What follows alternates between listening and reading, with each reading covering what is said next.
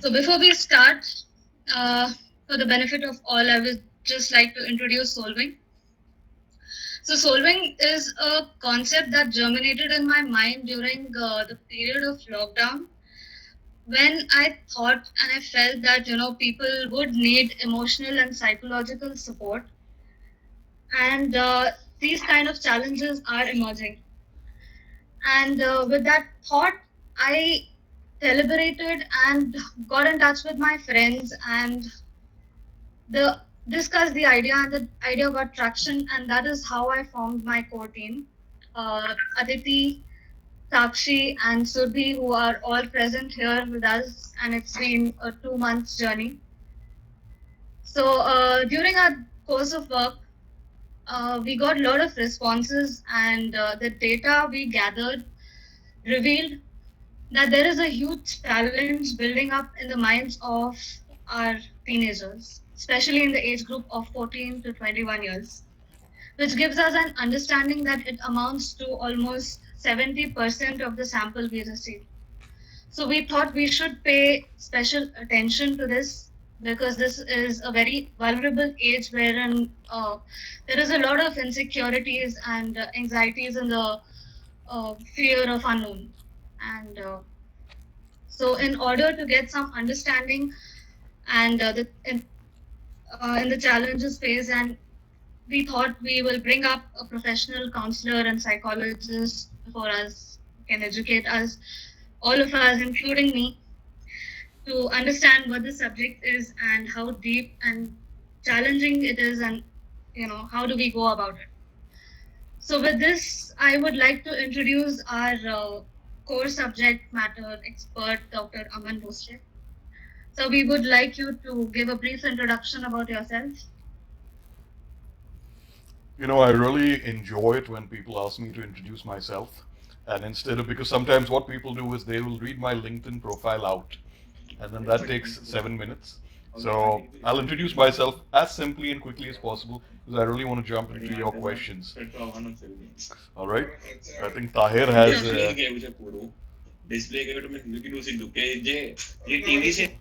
Interesting, isn't it? Sometimes that happens, that's life, right? So we're here to talk about unexpected things that happen, like people unexpectedly unmuting themselves. So that happens, and relationships are also about managing expectations. And as a psychotherapist, my job is to help people firstly understand themselves through the lens of their expectations. For me, the challenge usually is to get people to understand themselves better, because if you don't know yourself, how the hell are you going to get to know your partner? You're using the same cognitive faculties, right, which you use to understand and appraise yourself. Those same faculties will be used to understand who is the right partner, or who makes you happy, or how they can make you happy. So, my job is to help you realign with your expectations and also tweak your attitudes. If you have some unrealistic, unhelpful, misery inducing attitudes that are sort of shortchanging you of the experience that you want from your relationship, from your life, then it's my job to help bring that to your notice, so you know that some things are workable, some things are not, some things are romanticized, and some things are practical. So that's what my job is, and I'm Dr. Aman Bhonsle, and I work with the Heart Counselling Centre. It is my company. I run it with my parents. We're Mumbai based. Heart Counselling Centre also does counselling courses for people looking to learn how to become counselors, outreach programs. We also have corporate tie-ups. I specifically lead the youth initiatives division. I have my own webinars, my own workshops which I run. I also have my private consultancy. You just type Dr. Aman Bhonsle on Google and stalk me all you want on Instagram. That would be my pleasure, and we can talk more about that later. I'm very easy to find on the internet. I have nothing to hide. The only thing you won't find out from me is what I had for lunch today, because it was too heavy and I ate too quickly. So that's the only thing I won't tell you. Everything else is on the table. Ask me whatever you want. Be comfortable. I'm not your father or your mother or your family member to tell you how to live your life and point fingers at you. I'm here to help you get what you want.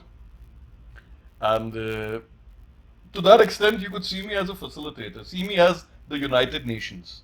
of your relationships. So I'm here to play the role that Switzerland plays, both non-interfering but observational. So yeah, that's a little bit. I think that introduction went a little too long. Just with I should have just read out my LinkedIn profile and bored them to death. I think Sakshi and No, no, Anishka I can see Surbhi half asleep already. It's all right, no problem.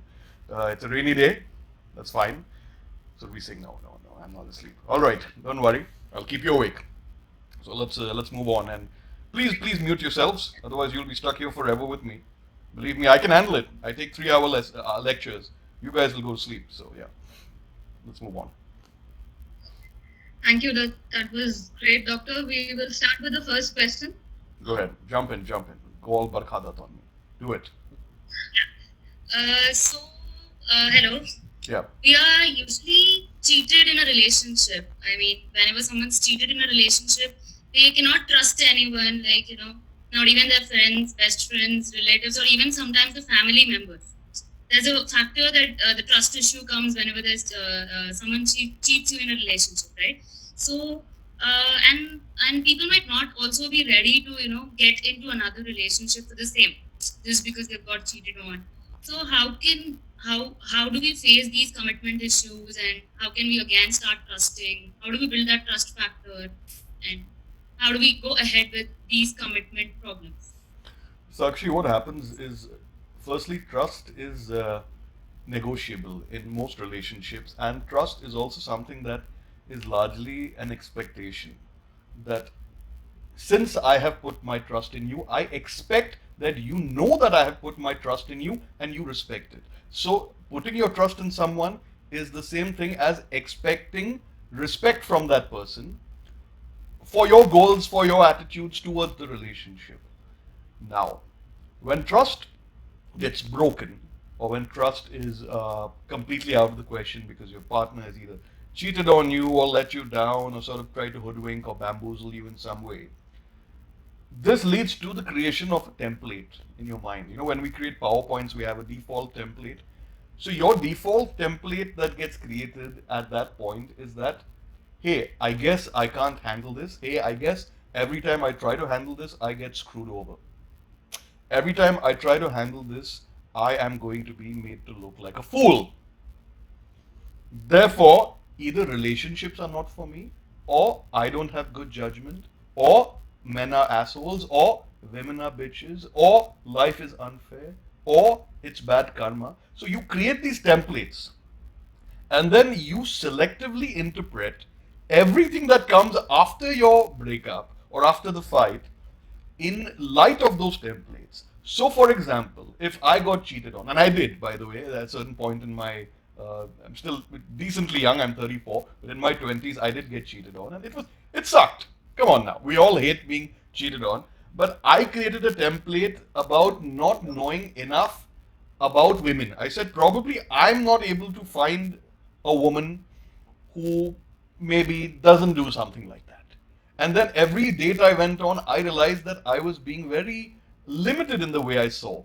So then I went back to the books, I went back to research, I got really deep into psychology. I teach something called transactional analysis. And I started using that to understand myself. I said, let's forget women for a second. Let me understand who I am. Am I inviting a certain type of individual in my life who eventually ends up letting me down? Or perhaps, and here's a difficult question, am I doing something that is turning them away from me or turning them towards me? So sometimes you got to look at these really bitter truths. Something about yourself might be putting them off. So trust being broken is not a linear thing. There is a road to that so-called trust being broken. Maybe you guys don't speak about what trust means to you all. Maybe you guys don't even know what you all want from each other. Maybe the relationship is suffering for various reasons. So, for example, back then, this is almost 8 years ago, when I was under the impression that my trust got broken, I realized that I had been given all the signs that she was perhaps not entirely trustworthy. because she used to even lie to her family. A lot of Indian kids feel the need to lie to their family because their families may not understand, may not like their partner, the community he or she comes from, may not appreciate how you dating, ye padhai karne ki umar hai. Archaic values we still have in this country to some extent, some regressive views about dating. Misogyny is also there. A lot of misogyny was there in her family. So she used to see men in a certain way. So I understood all that over time and I said, it's strange, but I don't blame her anymore for breaking my trust. There were certain set of circumstances in her life that made her a certain way, which made her believe that lying is safer than being honest. I grew up in a house where we don't lie to each other. We're very honest, we're very clean, we're very rational. And I realized upbringing plays such a crucial role in how you behave around your partner in relationships. So trust has been broken. How will I trust again? This seems like a very simple answer to give, but there are so many layers to it. Why was the trust broken? Was the trust really broken, or was there a mismanagement of expectations, a miscommunication of what you all want from each other? Very often, people use templates that they have picked up from Bollywood. That because Shah Rukh Khan does something, I expect my guy to bring me flowers on Valentine's Day. Why? Why does he have to bring you flowers only on Valentine's Day? Why can't he bring it to you on the second Tuesday of every third month? Who makes these rules? Why do we get so embroiled in these rules? If someone tries to sell you something, you can choose to pick it up or no, but we are so conditioned to just accept all these tenets of a relationship. I did an Insta live a few weeks ago. Someone said, is an open relationship good or bad? I said, do I look like your third standard English teacher to tell you what's good or bad? You're an adult. If you can make it work, come and talk to me. Based on my experience, most people can't get it to work because love entails some kind of possession over a person's time, over a person's body, over a person's resources, over a person's availability. You want to own a piece of real estate of each other. It comes with love because there are expectations. Otherwise, what's the difference between you loving someone and you hanging out with a friend and going out and having a palak dosa at the college canteen? Do you know what I mean? So it's about expectations, managing them, communicating them, and not letting these things marinate in your brain endlessly and then saying, how did he not know? Itna to malum hona chahiye. Do you know what I mean? Someone's here, someone is here. My friend Siddhant is here. Siddhant, you're not a teenager, all right? You're as old as me. I'm just kidding. So yeah, let's get back to the topic. Sid is an old friend of mine. Before we had facial hair. So yes. Uh, I don't know if is this a very layered answer? Is this a little too philosophical? But it's really about you guys being very clear with yourself कि अपने को क्या चाहिए and communicate that. छुपाए मत रखो उसको. Talk about it. Even if it's a very weird and uncomfortable topic, know that this person you're with is going to be with you for the long haul. That is, if it's a serious relationship. And a good serious relationship, good that as in you feel good about it, not good or bad like third standard English. A relationship that you feel good about is a relationship where there is trust, respect, sensitivity, communication, and most importantly, coordination of efforts. So it's not one size fits all. It really depends on the personalities of the people involved, how long they've known each other for, etc., etc. So yes, I think Yeah, thank you so much. I think this might have helped everyone facing these problems. Also, I would like anyone who is anyone who wants to send in any questions, they can send it to the host directly, and we can take it further. that's right. Yeah. Next question. Hi, I'm Anshika, and my question is that usually we see that a relationship after a period of time tends to become unhealthy or toxic, and one partner is made to feel guilty or worthless for not being able to meet the other partner's expectations.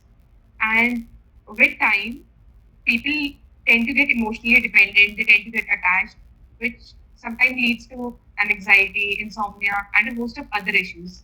So, basically, how do you suggest working through this confused state of mind in an unhealthy relationship? should we try to make the relationship work, or should we end the relationship and move on in order to get over toxic feelings? See, the answer is really it's a multi-layered answer again. How badly do you want the relationship to succeed should be directly proportional to the efforts you're putting in it to keep it fresh, to keep it warm, most importantly. So it's about you understanding what you want from your partner. And the question was, how do you prevent it from getting stale or from getting toxic? Have I understood correctly, Anshika? Is what you're asking, right? Yeah. So stale and toxic is a function of taking your partner for granted. The moment you start thinking कि यार ये कहाँ जाने वाला है या ये कहाँ जाने वाली है, she's here stuck with me, that's when you start taking a person for granted. You don't see them as a person, you see them as a resource. You know, someone has unmuted. Please mute yourselves. Please, please, please. Yeah, because it's so distracting. It's so distracting. So yeah, the idea is that all relationships go through a lull period.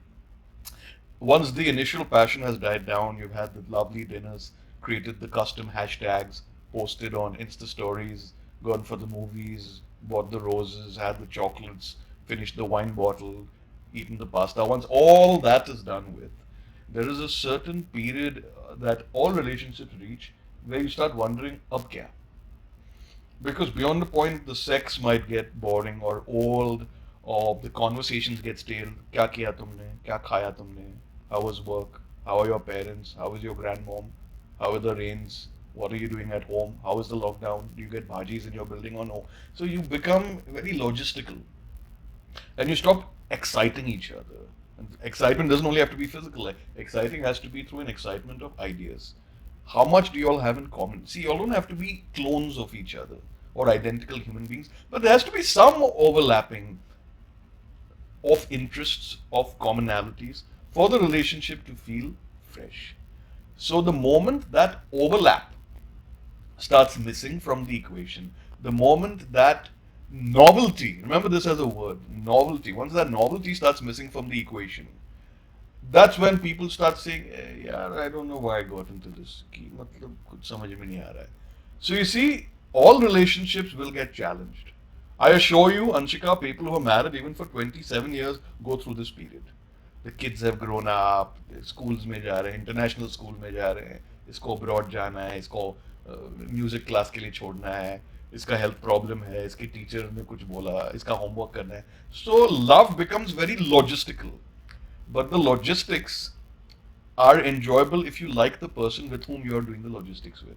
So even something like pocha or doing bartans or listening to music together can become an enjoyable activity if you guys have a very strong friendship that binds the relationship together. For example, my dear friend Siddhant is here. To take an example of him. Now he and his girlfriend have one thing in common is they have a real passion for pets. So they adopt, cats and they take care of them. And that is something that connects them, even though they couldn't be any more different from each other. So you need that one little thing that keeps you guys sort of into the same zone with each other. You know what I mean? A zone, as in it should be an ideational zone. You don't have to be in the same time zone. So boredom, when you say a relationship becomes toxic, it could mean many things. It could be a full range of toxicity. Toxicity could be he cheated on me. Toxicity could be he beats me up. Toxicity could be he doesn't take my calls. Toxicity, in your opinion, could be I sent him a message 4 hours ago and he didn't reply on WhatsApp. Toxicity could be he's posting photos with another girl who I know is maybe very, very pretty and he's always had a thing for her even before we started dating. So what the hell is toxicity? There is no standard answer for what toxicity is. You want to get specific with me? I can help you there. Anshika, bolo. So basically, going into specifications, I think toxicity in this sense leads to a lot of host of other problems that people face. So there's a lot of anxiety, there's insecurity, there's insomnia, and I'm talking about the kind of toxicity that affects the mental health of a person. But what is not the just nature of that toxicity? See, anxiety will affect your mental state. That's what anxiety is supposed to do. I've never heard of anxiety that makes you feel wonderful in the morning when you start singing songs about the sunrise.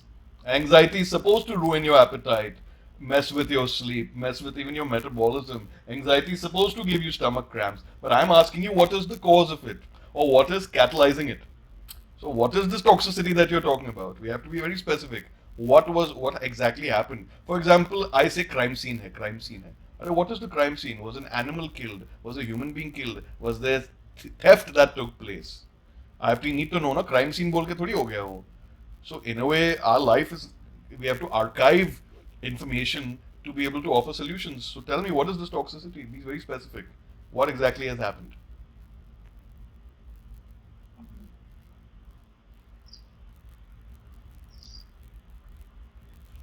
Yes, so we received a range of questions that were about relationships getting toxic in the sense that there were expectations that a partner had, like bigger expectations as in not being able to give out time or something. There were other problems that you've already answered, like if a person has, like, is doubtful that their partner is cheating on them or something and not treating them well. That was the kind of toxicity we were talking about. Infidelity, Yeah. in a word. So quite a lot of range of problems that we got, but it's difficult to answer each of them, I think, specifically. But So let's yeah, zero it all down. What do you want me to talk about? Infidelity, we'll talk about that, no problem. okay. I think we can do it after all the questions get over. I think your answers was enough for like a general view of toxicity. Yeah. Okay. Can we move on to the next question? Go ahead. Okay. So there were a few more questions that we received that were about like when a person is in a relationship with someone, they tend to get very emotionally dependent on the person along with just emotional attachment. Every little thing that they do is very, very dependent on their partner. And sometimes when this relationship gets broken up, the both the people in it might face difficulties to again pull themselves up and not feel so emotionally weak because now they do not have that partner with them. It leads to sometimes self-esteem issues or a wide range of other problems. So how do we deal with losing that partner whom we were emotionally dependent on and still come out strong after a breakup? By working on your self esteem. See, a lot of people use a relationship to define their sense of self esteem. So basically, it's like this: they see themselves as valuable and worthwhile and attractive and interesting and love worthy only if they have a partner who can reflect those very things to them. That till, for example, till he doesn't tell me that he loves me, I'm not lovable. Till he doesn't tell me I'm beautiful, I'm not beautiful. For the guys also, you'd be surprised. There are a lot of clingy and insecure guys as well. It's not a gender thing. Guys will also say, she didn't hold my hand when we watched a movie. That means she doesn't love me. So the idea is that you have to be very, very honest with yourself about how you view yourself. If you think you're a shitty human being, that is your opinion, isn't it? And unfortunately, that is an opinion that may have even been sold to you by your family. Maybe you didn't get good marks in your school or college, and your family convinced you that you're an idiot, or you're a fool, or you're a buddhu. So you have carried those impressions of yourself and brought it into the dating world.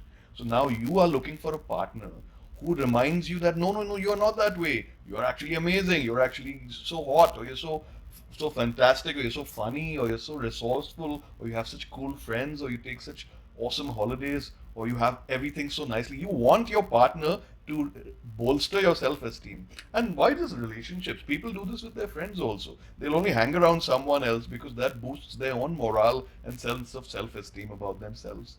And you know why that is dangerous is because once that person goes out of the equation, maybe even if it's with a friend, they have left the country or they've gotten married, they have kids, they're in a different stage of life. They don't have time to make phone calls to you every day and tell you that you are amazing. So really, if you are using your partner as some kind of bouncing board, so you have to bounce your opinion to the partner and then the partner bounces it back. So your partner is basically like a water purifier ka filter that takes away all the dirt and then lets clean water out the other side. That's what you've basically turned your partner into, nothing but a filter. Which is actually not fair for that partner because your partner is not your parent or your therapist. Your partner is looking for an equal. Ideally, in an ideal world, they're looking for an equal with whom they can collaborate. तुमने अपने partner को झाड़ू duty पे लगा दिया. Clean all my misperceptions of myself and be there for me because I can't be there for me. So then it's really, as I said, it's about your self-esteem really, and your self-esteem suffers for the following reasons. One, you were taught to feel bad about yourself by your parents or your families, which is unfair but so common, so common. मेरे को क्या क्या बोलते थे मेरे teachers, बहुत बात करता है, बहुत ज्यादा बात करता है, बहुत फास्ट बात करता है, मैथ्स नहीं आता कुछ नहीं कर पाओगे, स्पोर्ट्स नहीं आता टीम वर्क नहीं कर पाओगे. क्या क्या बोला था यार. I've had such a good career. This was my second career, you know. I was in television for 10 years. And I have a very healthy bank book. I have a nice house. Uh, because I didn't believe what they told me. However, of course, we do reach those points in our life where we really want our friends to like us. We don't want them to misunderstand us. It's normal. It happens with you, it happens with me. But you gotta come back to ground zero where you know exactly who you are.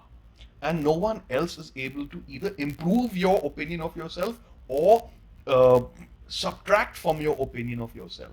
Your opinion of yourself has to be a constant, right? It has to be a constant, like your eyebrows. You never shave off your eyebrows. They're always there on your face since the day you're born. Your opinion is like that. It should never leave you of yourself. So please don't use your partners as your parents, as your therapists. They'll get bored, they'll get tired, and they'll lose interest. If you know yourself, see, if you've screwed up in some way, you've said something stupid or done something really silly, yeah, or if you've just been short-sighted in some way, you know this, so fix it. If you can't fix it, get help. There's always one person in your life who you can identify who you know makes a little more sense than maybe the average of all the other people you hang out with. So talk to that person. Say, hey, I need help. There is no shame in asking for help. I have several times in my own life also needed help. And for me, my greatest help came in the form of books.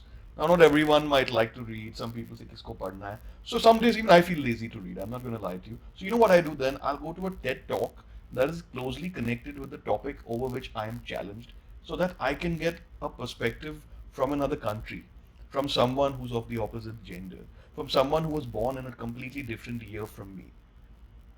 Isn't it? Because believe it or no, your happiness with a partner or without a partner is your bloody responsibility, you know. It's your job, you know. You can't expect the other person to wave a magic wand. It's not a Disney movie, you know. You have to figure this out for yourself, whether you need books, whether you need therapy, whether you need, to basically explore the world more, whether you need to get out of your comfort zone. You know how lazy people can be even when it comes to making new friends?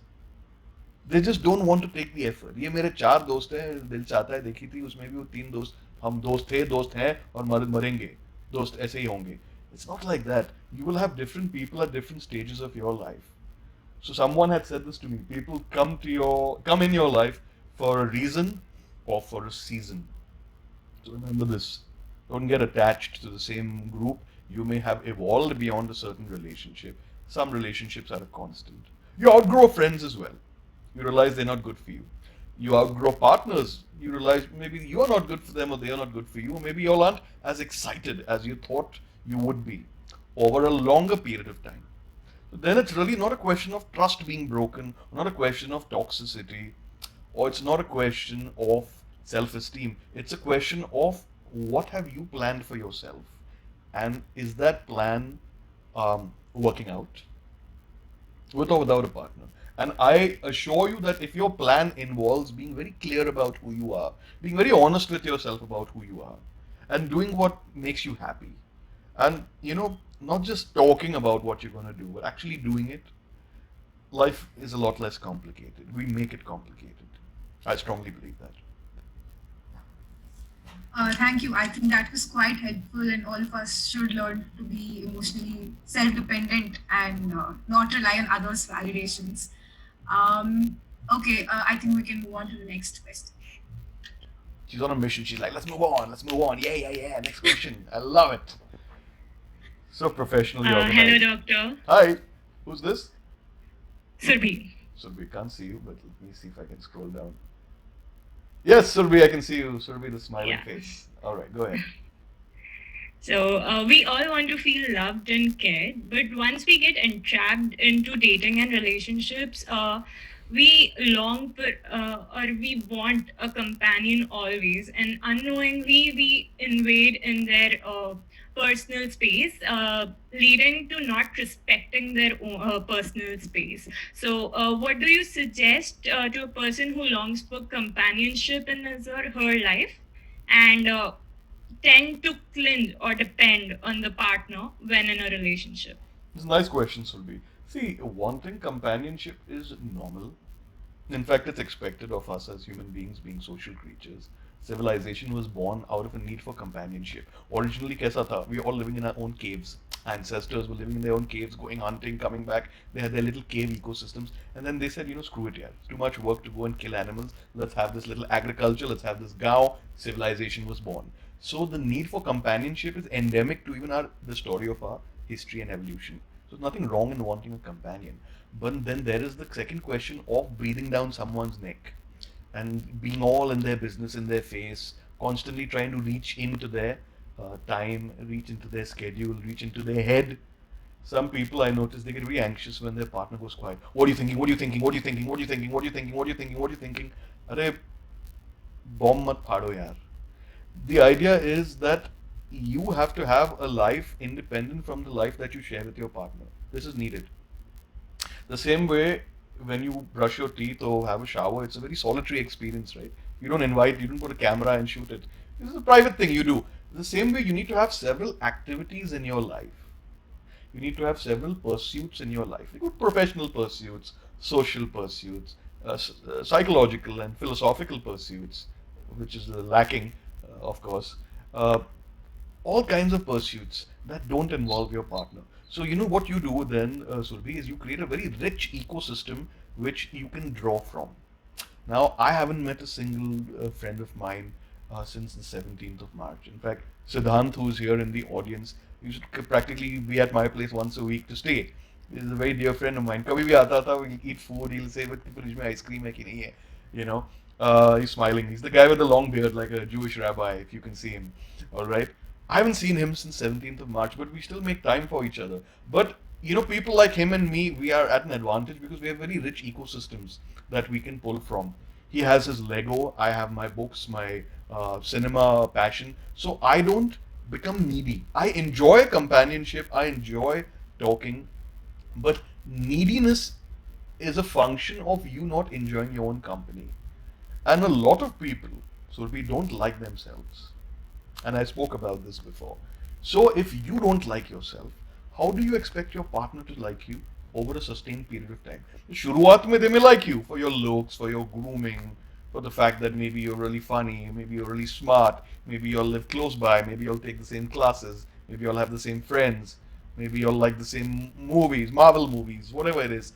But that stuff kind of dies down after some time. As I said, the logistics of life usually comes in. You guys are still quite young, but by the time you reach your late 20s and 30s, it's about putting down a home loan.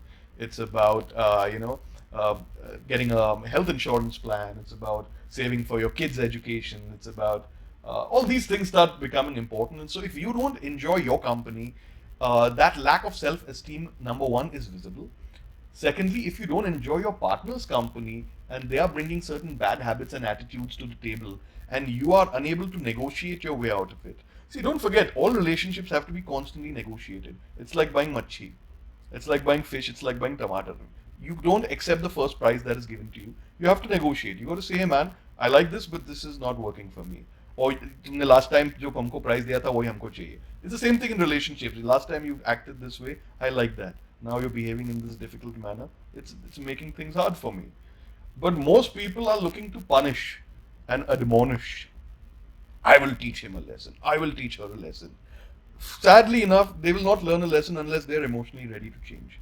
So your efforts at trying to teach them a lesson or trying to get them to stick to your plan would largely get undercut by their own reluctance to be flexible, because most people don't change unless they're sufficiently greedy, afraid.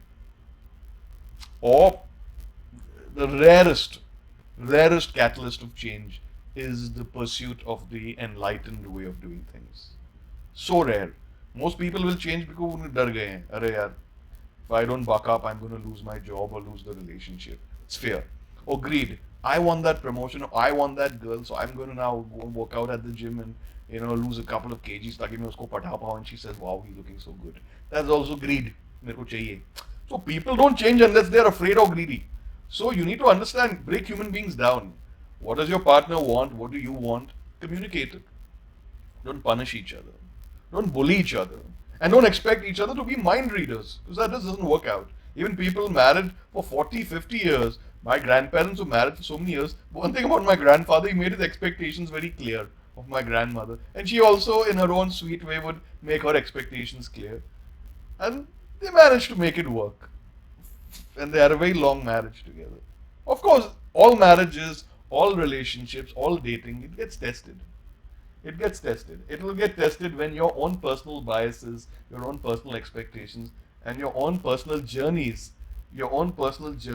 sort of interfere. You know what I mean? With the pursuit of what you want. So there will always be road bumps. That's what I'm trying to say. There'll be road bumps, speed bumps. Things happen. Things happen, and you got to be prepared. Life happens. Life is arbitrary sometimes. Some people will read into it and call it karma or the will of God. I don't believe in that. I believe some things just happen because they happen. That's what it is.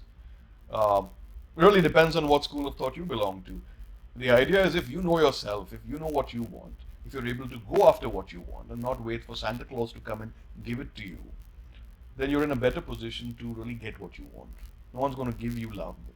People say, how do I discover a happy relationship? You don't discover one, you build one. All right, you got to build it. You don't discover it. It's not something you catch at Breach Candy walking across the street.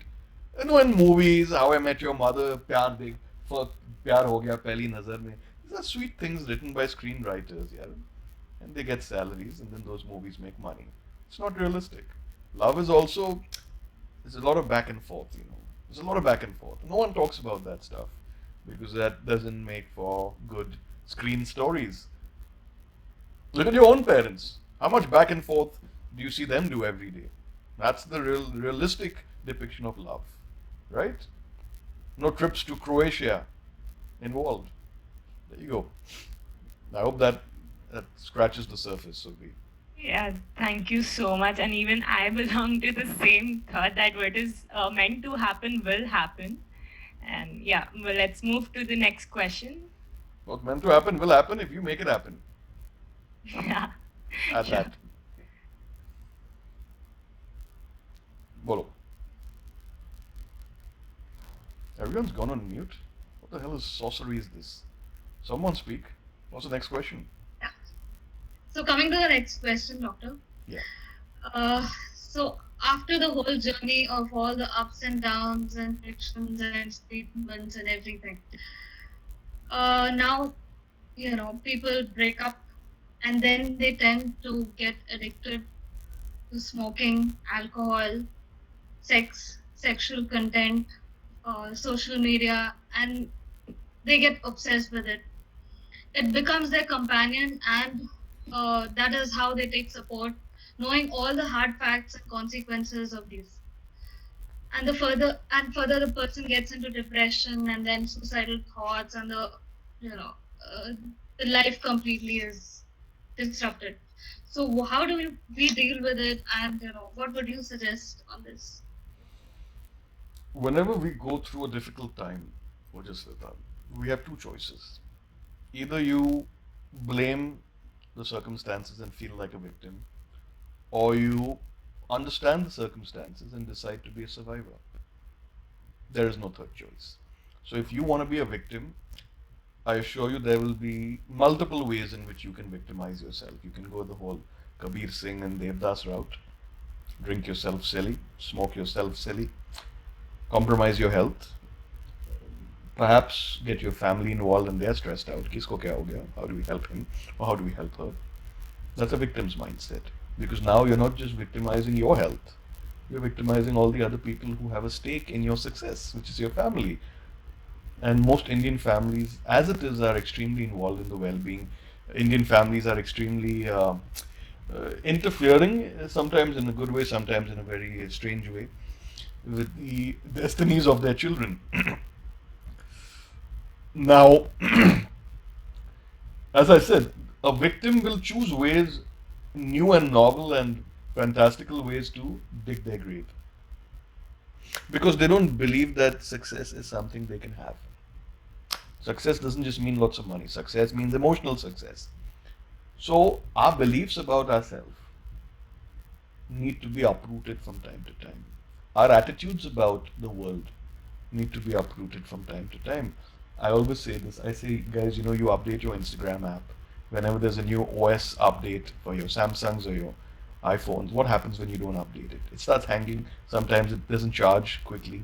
Sometimes the app stops working and it just crash. So you got to keep updating your phone, right? So how much time are you spending in updating yourselves? You update your look, you update your wardrobe, you even update your choice of friends. But why don't you update your expectations from this world? Your expectations are the cause of your attitudes, and your attitudes are the cause of your emotional reactions, and your emotional reactions are the cause of whether you choose to be a victim or a survivor. And whether you choose to be a victim or a survivor will inform your decisions, thereby turning you into a smoker or pornography addict, or some people even get into addiction with video games. And then what happens is people will blame video games. They'll blame cigarettes. They'll blame alcohol. I enjoy a stiff whiskey, but I drink once every 10 days. So just because I like a little glass of whiskey doesn't make me an alcoholic. I enjoy video games, but that doesn't mean I don't see my clients. That doesn't mean I don't connect with my friends. There has to be a balance that we learn to strike in our lives for everything, not just for your relationship. But what happens is when that relationship says, you've seen these dialogues in movies. You complete me. You are my world. तुम्हारी सांसें और मेरी सांसें एक है. So you see, all these dialogues have conditioned us to believe that without that other person, I'm not me anymore. And I say, you were always you. You were you before that person came in your life. You were you even after that person exited your life. So this over dramatization, this Bollywoodization of love, of relationships, that is, in my opinion, more worrisome than the fact that the relationship has ended. Alright? Even the word break up has the word break in it. So people assume that that means I have to break to justify that it's a breakup. No, it's a break means also taking a chai break.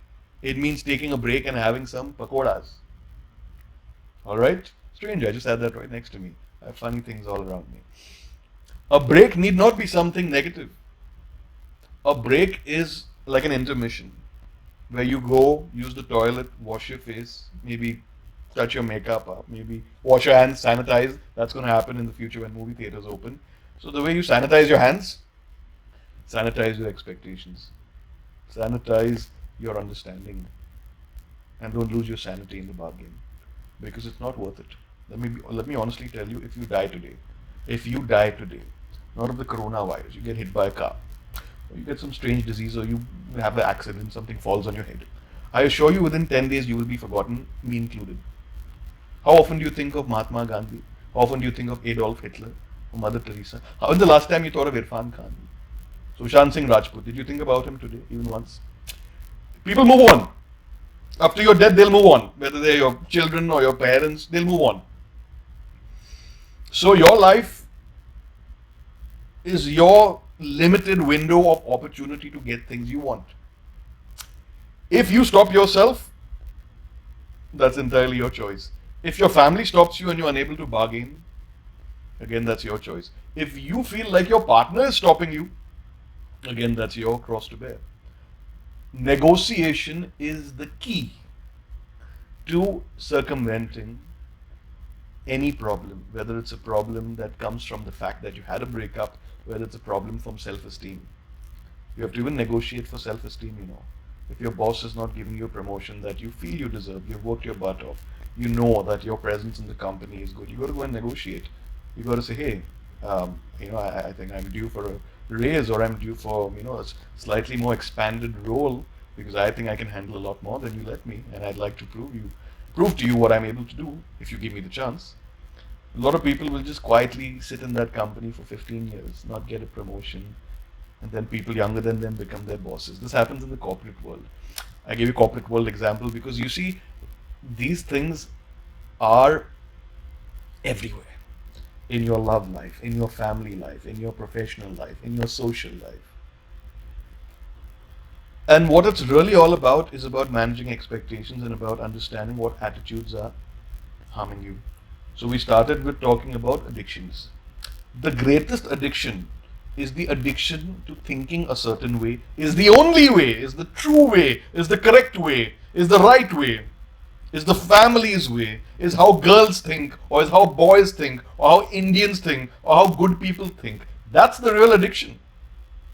Don't blame the video games for ruining people. Don't blame the substances.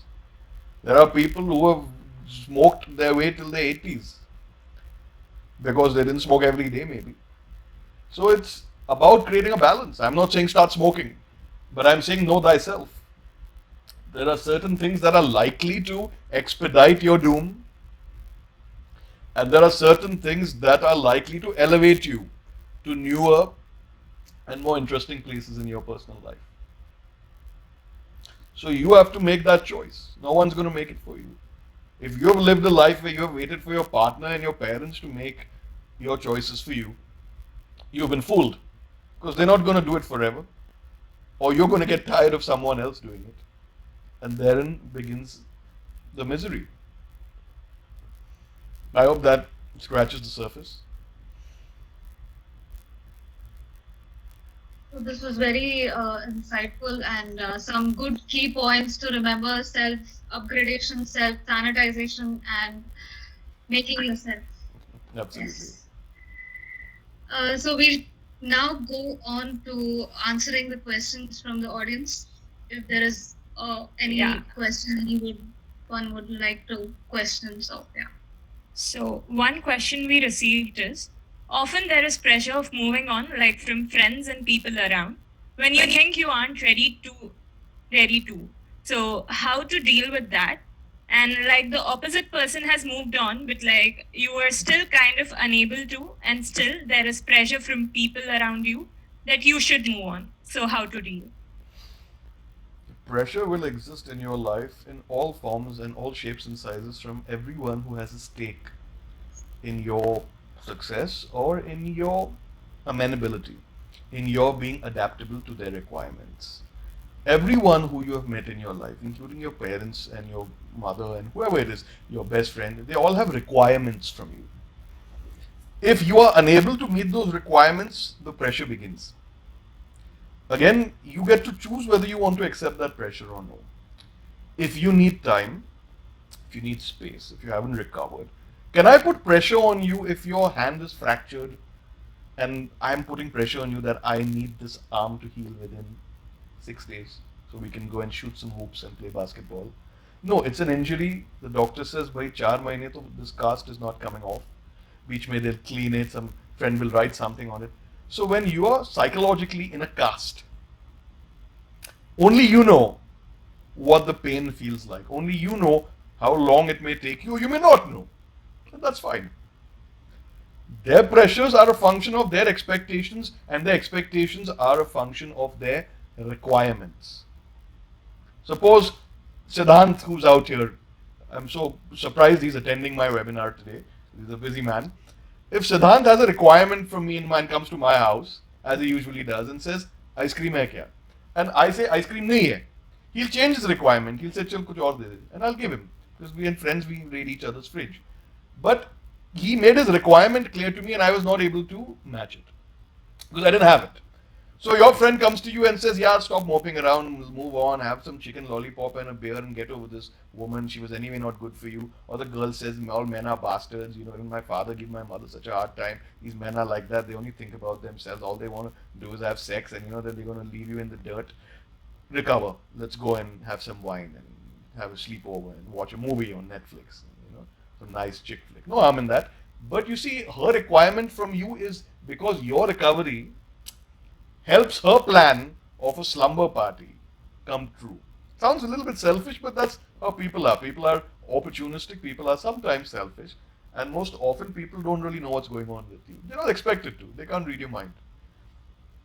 So, you have to understand that just the way they have requirements, you have requirements. Your requirement right now is to recuperate, calm down, to go back to the drawing board.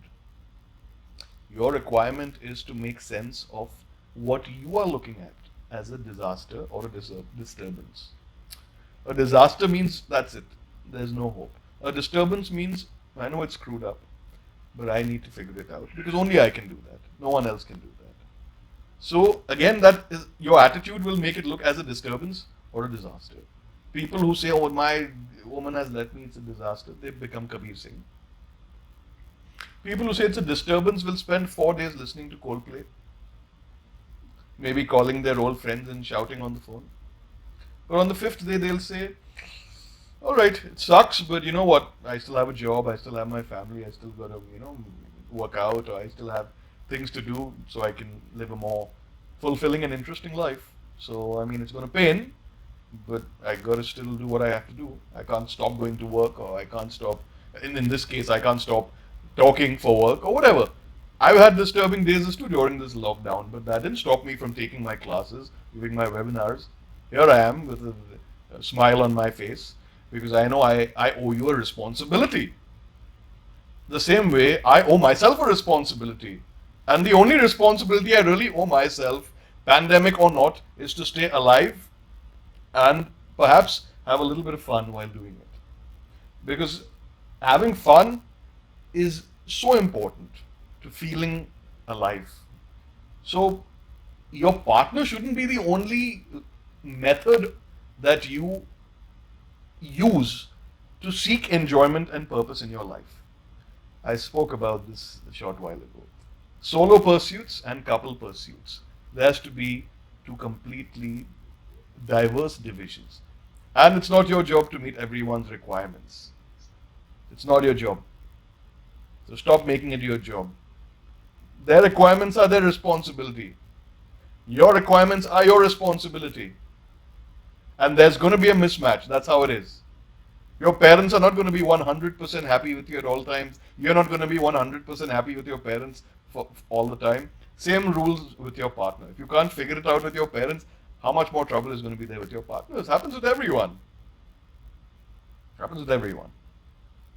Does this answer the question? I hope it surely does. To the You hope? Please don't hope. You say yes or no. That's a question we received from the audience. Ask away, man. Pucho. Yeah. Okay. So Any I more have questions? a question. Bolo. Oh, Uh, interesting. Yeah. I sometimes tend to feel that I am losing. I was very a person of self-love, and due to I don't know what reasons, but sometimes I recently have started feeling like I am losing onto self-love. I feel like I have stopped loving myself, and I am clueless why that's happening to me. So here's the thing. Like a person Is I that- was before Mhm. is something a person I So feel there's a that I change. am not. There's a change, you're saying. So first you used to sort of love yourself, and now you're having a bit of trouble loving yourself. So is it because of unmute yourself, Surbi? Is it because of something you have done that you're now not able to feel good about yourself? Because usually it's got something to do with what you've done. So help me understand it. Maybe a lot of things going on. You made some mistakes. with- You made some mistakes in your life, whatever they are. You don't have to. You don't have I to get wouldn't personal. call them mistakes. Not Miscalculations? mistakes kind of thing. Miscalculation. But the circumstances or the environment, I guess, What has environment? made me feel so. In recent times, it has happened like I've lost on to friends. Mhm. And friendships are something very sacred to me. And I have certain issues otherwise also. And yeah, that's all. But that has affected to not love myself, feel bad about myself, and that is something I never felt, but only during this time I did.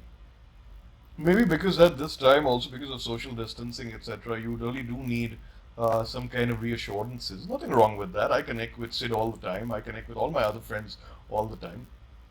But you see, if I start viewing myself as likable only because Sid says I'm likable or because someone else says I'm likable, then that's a problem. So, Surbi, maybe the challenge is that you liked yourself before because you thought your friends liked you before. And maybe now, because those friendships have, I like to use the word lapsed. I don't say they have ended, I say they have lapsed.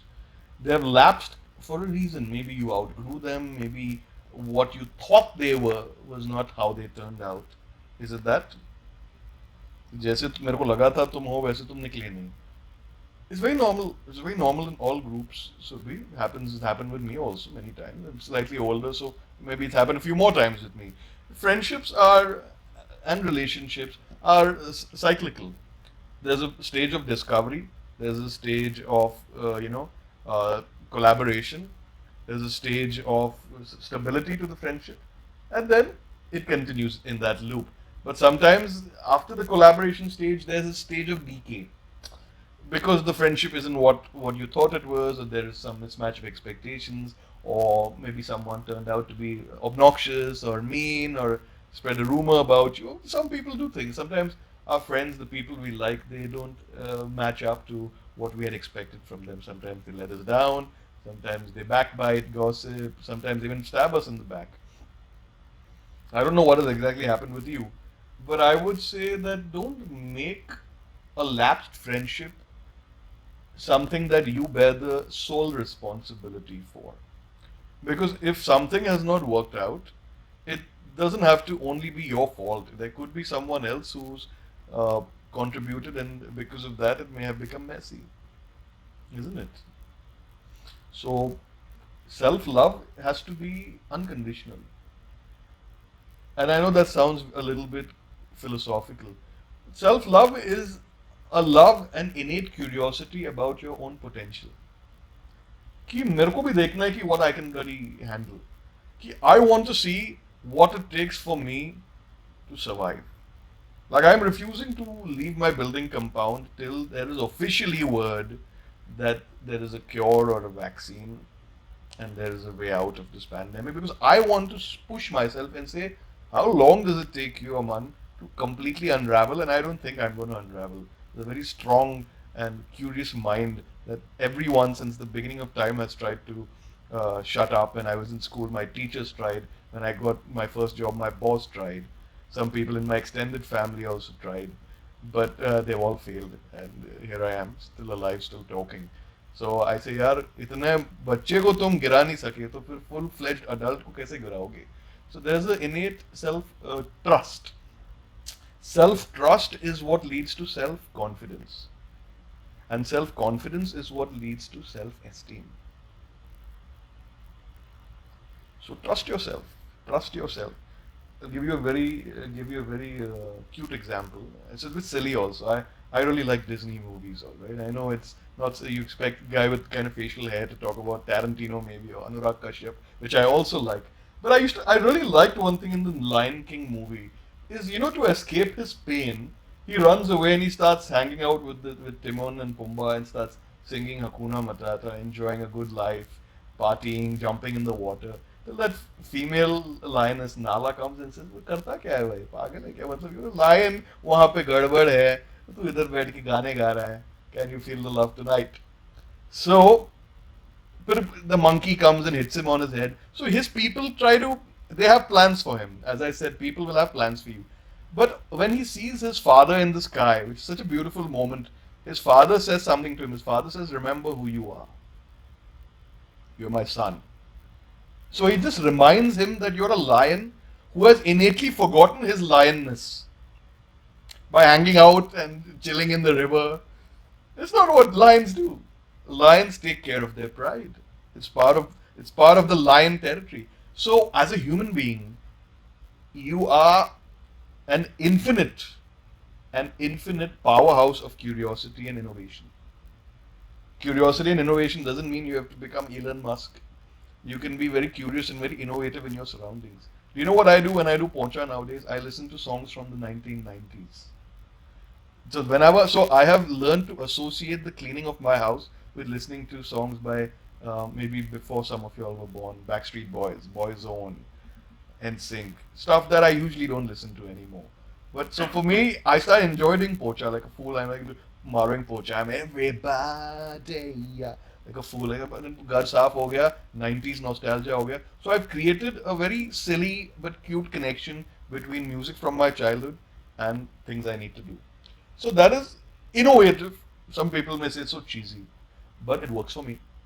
I get a clean house. I get a trip back to the past, and I maybe get some physical exercise as well. So it's about creating rituals, it's about creating systems, it's about creating a world for yourself, which is beautiful. Whether there is someone in it or no, then the self love will go nowhere. It'll go nowhere because it was there, is there, and will be there till you're breathing. Are you understanding? Thank you so much. Don't Yes, forget who thank you are. so- Don't forget who you are. Yes. Like I remember once I was in a very Surbi, I'll tell you this, I'll share this with you. I was in a very, very dark place. I was not happy with my job. And one of my very close friends, he said, come stay for the weekend. He lives in Kuala Lumpur. I was living in Singapore at that time. Kuala Lumpur is a very short flight away, 1.5 hours away. So I was really low, and he saw that I was almost going to break down, and he said, open your laptop. Suddenly he said, I said, why? Then he said, give it to me. Then he just went and he was typing something. I said, shit, I hope he doesn't open some wrong folder. Then he just turns my laptop to me, and the LinkedIn profile is opened with my face on it. He said, who's this guy? I said, what a stupid question. This is me. He's like, just read your entire LinkedIn profile. क्या क्या तूने उखाड़ा है? And ask yourself, इसमें से how much has been given to you because you're somebody's son or because you look a certain way, and how much of it has been earned by you because you worked your butt off, because you slept late at night. And he said, every time you forget who you are and you feel like crying and you worry, look at your bloody LinkedIn profile. You've done something to reach here, to be in Singapore. Not many people get here. So don't forget who you are. So what if a few friends come and go? So what if people say you're full of shit? I say you're a giraffe, Surbi. Does that make you one? Exactly. Every time someone says something, imagine they've called you a giraffe. So yeah. I am called by that though because I'm Really? tall. You're tall? Okay, good. Nice. I don't know, some people call me Arjun Kapoor and it offends me because he's a terrible actor. So please don't do that. Go ahead. Thank you so much. Yeah, all your Sweta is smiling. Go ahead. Ready to go. So, Mental health so mein one itna entertainment. very beautiful thing we got to learn here was self-relationship. So relationship with self is the most important. And let me tell you, Surbi has been a fantastic team member in our core team. And don't worry, Surbi, we trust we believe potential and creativity, and that is why you are in our core team. And whenever you don't feel loved, you can anytime come to SoulWing. Go to Ojasvita's house and like Siddhant goes and opens my fridge, go grab some ice cream, sit in your pajamas and watch what I don't know what movies girls watch nowadays. In my time they used to watch The Notebook and there are 27 dresses. So you can watch, just call your friends. I call Siddhant up every time I'm having safe puri. It's our thing. So call people up. Yeah. There are people who are there to love you. And there are some people who SoulWing is something that keeps me going, and I feel very happy working with this team. And everything is so good about the 4 to 5 members we are working together, working to help people. And I believe in one thing is helping others is surely one way to help yourself. very true. So Very true. that's And all what. of us here keep pushing each other. Like one gets demotivated, we're like, okay, we have to do this. We keep pushing each other and supporting each other. Remember one thing, the 5 fingers are not of the same length. When you bring them together and you ask someone to open that fist, it's very hard. So people who work together are like these 5 fingers. Different lengths, different journeys, different habits, different weaknesses. Like if I take your finger and try to twist it, it'll pain. But if you make that a fist anyone tries to open it, you know that it's not going to be that easy. Think about it that way. Nice, doctor. It was a very receptive and insightful interaction, and I hope everybody has got their, questions answered. Yep. Any more questions from anybody? Yeah, anyone else has anything to ask? अभी भूख लग रही है ना सबको? I'm okay. I have pakoras right next to me. Telepathically, I'm eating them. I have not eaten them yet. I'll eat them later. But are you guys okay? It's 8:15. I can still ask. I can still answer questions. If you have anything, you can have some closing questions. So, okay, for the closure, what 5 key takeaway points you would like to give to the teenagers? Know who you are. Communicate your expectations. Don't believe everything everyone tells you about yourself. लिख लो घर की दीवार पर. Fourth is, don't beat yourself up for doing dumb things. Wear your mistakes like a proud badge and say हमने भी बेवकूफियां करी है, हमने भी किया है.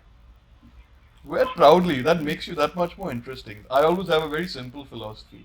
If it's something dumb you've done, it makes a very interesting story to share once you're older. If it's something intelligent you've done, then it goes on your LinkedIn profile. And if you've unmuted yourself, please mute yourself. That's not the fifth point. The fifth point is, don't take everything so seriously. Learn to have fun. Okay? Life is random. Life is savage. Life is full of parasites, scavengers, and predators, like the jungle. So if you don't wisen up to that fact and expect अच्छे लोगों के साथ अच्छा होगा, or you expect good karma because I'm so nice, or if you expect, but I'm such a good friend, why don't I get good friends? Then you are being romantic and simplistic. Instead, be practical and observe. Whenever I'm invited for big panel discussions, maybe a news channel or someone, they'll call me. I won't speak for the first 6 minutes because I want to know what everyone is about, so that I make a meaningful dent or contribution to the discussion without it becoming a shouting match. So, the fifth and last point is, learn to observe your surroundings, the people in it. Understand what their angle is. Understand what is it that they want, what are their agendas, what are their needs, what are their requirements from you. If you understand your partner's requirements early on in the relationship, instead of just discussing kahan pe khana hai, kya pehenna hai, then it's a stronger likelihood that you all will be able to reach some common ground. And only based on the common ground that you guys reach is then, marriage and children possible. Because without that common ground, you're on shaky ground.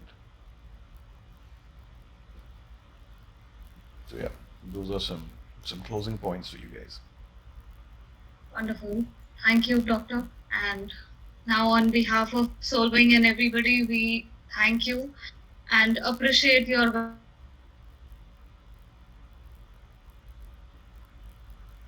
What happened? remember. You were just you went mute. What did you say? अच्छे से बोलो. What did you appreciate? Really, tell us what you appreciate. Sorry, my internet is kind of unstable. I appreciate the internet in my house because it's stable right now, but it wasn't at the beginning. So you can go ahead, Ojisuta. Take 2. We edit this out. So, okay, take 2. We thank you and appreciate for giving us your valuable time, and we are truly honored to have you here, educate ourselves from you. And thanks to all our audience. Thank you for participating. I hope your answers, your questions have been answered.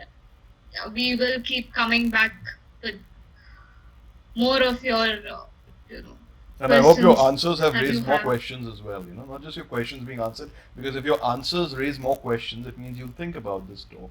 You won't just come. Exactly. This is not satsang. Okay, this is something that. So sometimes I'm told that what I speak in a lot of riddles. But that's because life is a big riddle. Until you don't learn to solve that puzzle yourself, Dr. Aman's not going to be alive forever.